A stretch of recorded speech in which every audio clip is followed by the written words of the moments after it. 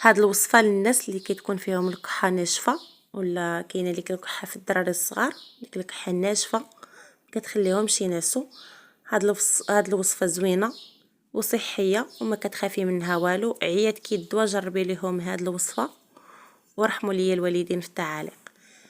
كديري شريحة كتغسليها مزيان، كتزيدي عليها الثومه الحمراء، كتنقيها حتى هي كتشلل ليها، كديريهم في شي برمه، كتفوريهم مزيان بحال الا كتفوري شكل ديال السكسو، كتفوريهم مزيان كتخليهم حتى كتذوب ديك الثومه، كتوركي عليها كتنعس غير بوحدها.